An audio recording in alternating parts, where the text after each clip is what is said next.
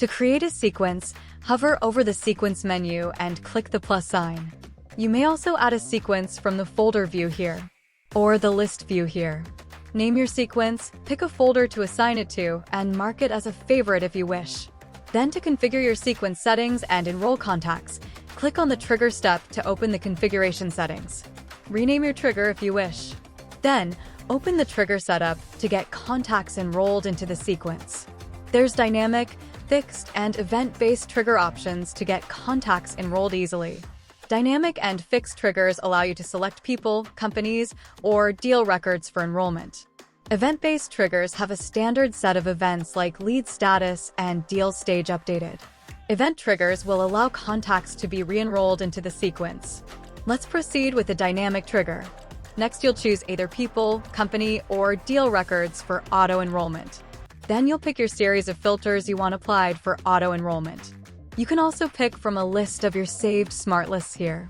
Please note, if you pick a smart list, other filter options will be disabled. After filtering, next set your schedule and frequency. You can pick what time and days your sequence runs and customize it to your preference. Additionally, you can set a time zone for the sequence. Next, open your send settings. Here you set your daily start limit and email and SMS send limits. You can adjust the delay between email sends to help with deliverability. Then, pick which email accounts you want to send from. Picking multiple will distribute your sends across all accounts. Then, decide if you want our automated email validation to help decrease bounced emails. You can add an unsubscribe link to the bottom of your emails. You can thread emails as follow-ups to an original email. And you can set your email open or click tracking preferences. Then, if you're using SMS, you can pick phone numbers to send automated messages from.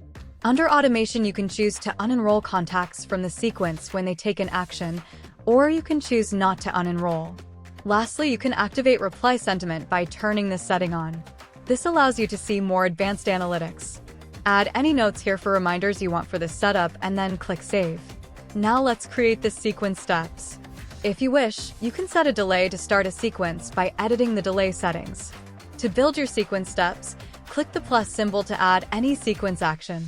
There's several automation options for outreach such as emails, SMS, phone call, LinkedIn, and automated lead research and AI text for personalization. Then there's workflow automation such as tagging contacts, validating email and phone numbers, enrolling from a sequence to a sequence, distributing leads, and more. Let's add an email step. Click on the email step to open the email editor. There's two optional settings at the top of the screen. You can set this email in a pause state, which will schedule the email in your sales inbox for you to manually send. Or, if you want to start a new email thread, turn this setting on. Next, you can add an A/B test to test different variations of your email. You can select a goal for your A/B test, and Uptics will automatically favor the winning variation as it becomes statistically significant.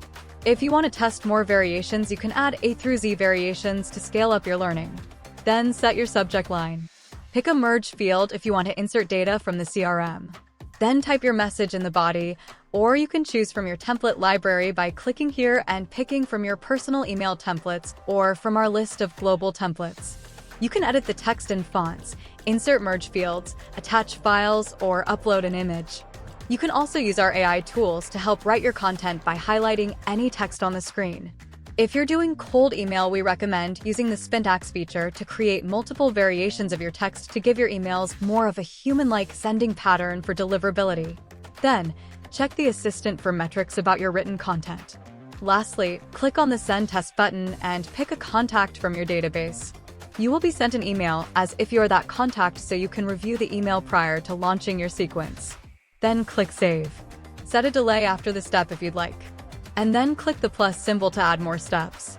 Now, let's dive into sequence paths, which are a revolutionary way to increase sales efficiency, boost conversion rates, and maximize revenue. Each path will enable you to create specific journeys for leads, contacts, and deals based on conditions you set. Path filters will route your triggered contacts based on the attributes you configure.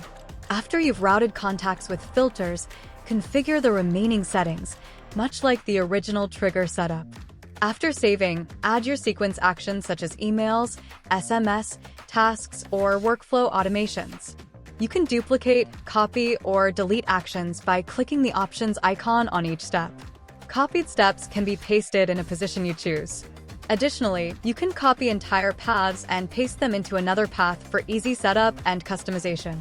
Lastly, you can create paths under paths for continued automation. Once your sequence is saved, you can view the stats for the sequence and toggle between all of the paths. View all the contact activity for the sequence and paths. Click on a contact to load their details. For troubleshooting, use the Issues tab to see why contacts may not be starting the sequence process. Now that you know how to create a sequence in Uptics, you're only one sequence away from building your next success story and winning customers much faster.